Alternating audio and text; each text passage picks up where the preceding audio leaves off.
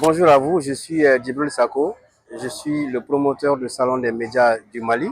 Youssef Ouedraogo, je suis journaliste de profession et je suis actuellement le directeur des programmes de la télévision TRI TV et de la radio Watt FM. Et je viens de Burkina. Nous préparons notre 4e édition au mois de juin prochain. Je crois que nous avons répondu à l'invitation de Madame Yolande Bodion, qui est la promotrice du Salon international de l'audiovisuel du Cameroun, SINAC en abrégé. Nous sommes ici depuis quelques jours et l'atmosphère, ça va très bien. Ici, on se retrouve chez nous. Depuis qu'on est là, nous travaillons sur les différents panels en donnant notre avis, toujours dans le cadre de la promotion de l'audiovisuel en Afrique. On s'est rendu compte à partir de certains panels que les nouvelles technologies aujourd'hui sont incontournables. C'est incontournable et c'est aussi l'avenir. De telle sorte que ce que les nouvelles technologies peuvent donner, les chaînes conventionnelles ne peuvent pas donner. J'ai échangé ce matin avec mon collègue du Burkina par rapport juste quand on essaie de prendre le baromètre, essayer d'estimer. Donc on se rend compte sur les réseaux sociaux, on compte le nombre de vues. Par contre, quand tu es sur une chaîne conventionnelle, il faut d'abord estimer, prendre le temps, faire des recherches donc pour pouvoir connaître. Donc aujourd'hui, les réseaux sociaux sont vraiment incontournables. Et le thème choisi est aussi d'actualité et ça nous a permis de découvrir autre chose. Surtout au niveau des producteurs. Comment trouver un contenu, comment est-ce que les contenus peuvent apporter et comment est-ce que les télés peuvent aussi avoir l'argent donc avec les différents contenus.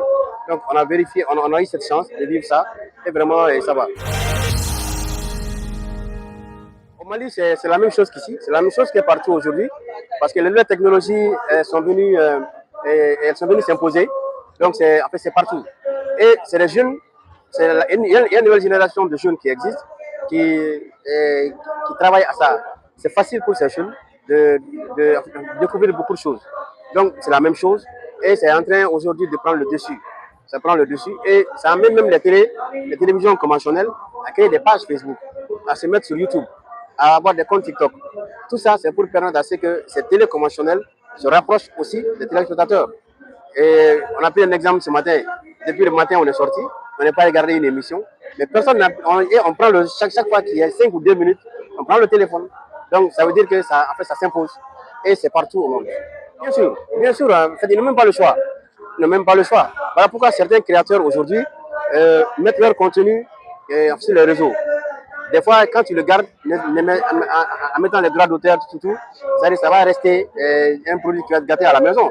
Mais aujourd'hui, certains ont compris, ils mettent le produit sur les réseaux sociaux et en enlevant tous les droits, ça permet aux gens de savoir ce qu'ils sont en train de faire. Ça peut être un moyen aussi de les vendre. Mais quand tu essaies de garder, finalement, ça va être compliqué. Ça a été une surprise de recevoir un prix Sinasus ici. Je ne le savais même pas. Mais je me suis rendu compte après, quand j'ai échangé avec la promotrice, que c'est selon les efforts qu'on est en train de faire dans le cadre de l'audiovisuel en Afrique. Donc, c'est le Salon des médias du Mali. Et j'ai dédié ce trophée-là à tous les acteurs du Salon des médias du Mali qui ont travaillé avec moi, qui sont 24/24 avec moi. Le salon a un président, Issa Kaba Sidibé, qui est journaliste, qui travaille sur la bonne organisation du Salon des médias. Donc, c'est une force pour l'équipe qui prépare la 4e édition. Merci à vous. Nous avons répondu positivement à cette invitation parce que nous avons vu en ce projet un espace d'échange et de rencontre et surtout de réflexion sur les problématiques inhérentes au fonctionnement, mais comment nous pouvons envisager l'avenir avec, si vous voulez, une autre façon d'appréhender les médias dans leur globalité. Et c'est la raison pour laquelle nous avons ménagé notre programme pour y être. Et j'avoue que nous sommes très satisfaits au regard donc du contenu de l'activité de façon globale, au regard donc des réflexions ou des grandes idées qui ont émergé lors donc des panels. Et nous pensons que ces idées-là, nous pourrons en tirer profit pour améliorer, réajuster nos programmes dans nos pays et envisager donc le nouveau virage de la TNT, de l'intelligence artificielle, parce que ce sont devenus des outils avec lesquels il faut travailler. Et nous sommes dans un monde en perpétuelle donc, mutation. Le monde des médias évolue tellement vite. Il y a de cela quelques années, on parlait donc de la diffusion hertzienne analogique. Aujourd'hui, on parle de la TNT, la télévision numérique terrestre. Et il y a d'autres modes de diffusion. Il y a les over the top, les OTT, il y a IPTV, il y a le satellite. Donc voilà autant de canaux de diffusion qui se présentent à nos médias. Et chaque canal a un public cible. Comment, en tant qu'un média classique ou traditionnel, utiliser tous ces canaux-là avec des contenus qui s'adaptent pour toucher ce public-là. Parce qu'on n'a plus le choix de choisir un canal. Parce que notre public se trouve un peu partout. Et si vous prenez un continent comme l'Afrique, qui a une population à majorité jeune, alors que la jeunesse rime aujourd'hui avec les réseaux sociaux, comment nous, en tant que médias classiques, nous pouvons combiner avec les réseaux sociaux, pas les rejeter, mais comment on peut les utiliser pour faire passer le message. Donc voilà des problématiques qui ont été transversales et qui ont fait l'objet de réflexions et nous en sortons très satisfaits. Oui, absolument. Vous savez que l'un des problèmes majeurs des médias classiques ou des créateurs de contenu, c'est la question de l'indépendance économique.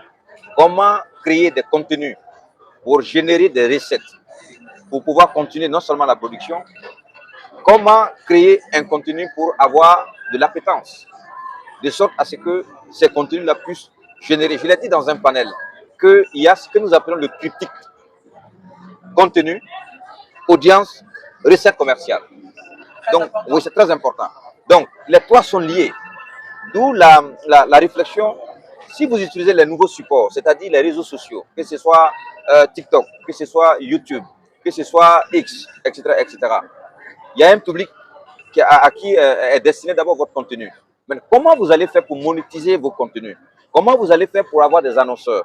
Et je pense qu'en amont, ce qui nous arrive le plus souvent, en amont, les créateurs de contenu, les promoteurs de médias ne réfléchissent pas à un modèle économique. Un modèle économique qui pourrait leur permettre d'être viable et d'avoir des financements. Mais de plus en plus, les gens ont compris qu'il faut diversifier. Il faut avoir un nouveau modèle économique et ce nouveau modèle économique intègre un certain nombre d'éléments. Au niveau des médias classiques, il y a ce que nous appelons la monétisation des programmes.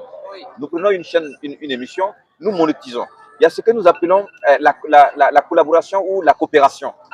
Oui, avec les différentes entreprises et même, voilà, et même certains médias. Au niveau, par exemple, des médias classiques, il y a aussi ce que nous appelons les espaces que nous vendons. Vous voyez? Et il y a les productions audiovisuelles que nous faisons et nous cherchons des annonceurs pour accompagner. Il y a l'événementiel qui est un produit dérivé aussi des médias classiques.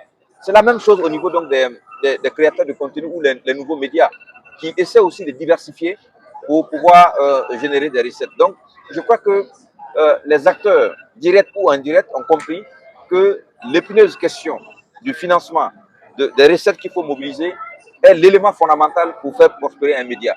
Et donc, aujourd'hui, tout le monde est dans la diversité. Alors, l'application de ces nouvelles technologies, on regarde ça sous deux angles. Vous avez d'abord les médias classiques qui dès l'avènement des TIC, ont été un peu prudents, n'ont pas voulu s'engager systématiquement, se mettre en marge. Et après, ces médias ont compris qu'il faut avoir des alternatives parce que ces nouveaux médias ont un public. Donc aujourd'hui, tous les médias classiques ont des plateformes sur lesquelles ils diffusent un contenu sur les médias sociaux. Le deuxième angle, c'est le fait qu'il y a de nouveaux médias aujourd'hui qui ne sont pas des médias classiques et qui profitent des facilités qu'offre la technologie pour créer des médias et qui touchent un monde juvénile, un monde fou et qui contribuent donc à une véritable, on va dire, industrie donc des médias. Et donc, voilà comment on appréhende les questions. Parce que vous savez aussi que lorsque les TIC sont arrivés, vous avez eu des experts en termes de projection qui avaient dit que les médias classiques allaient disparaître d'ici 2025. Mais après, quand on fait le constat, on réalise que ces médias ne vont pas disparaître, mais ces médias doivent s'adapter. Ces médias doivent être dans l'innovation, vous voyez, pour pouvoir exister. Et donc, l'innovation s'impose à nous, l'adaptation s'impose à nous, et évidemment, voilà un peu comment nous pouvons présenter la situation dans notre pays, le Burkina Faso. Oui, le même plaisir d'échanger avec vous. Auditeurs de DFM, salut depuis le Burkina Faso. Nous sommes très heureux d'être aussi là. Rendez-vous en 2026. Et depuis le Mali, je vous dis bonjour et je vous aime bien.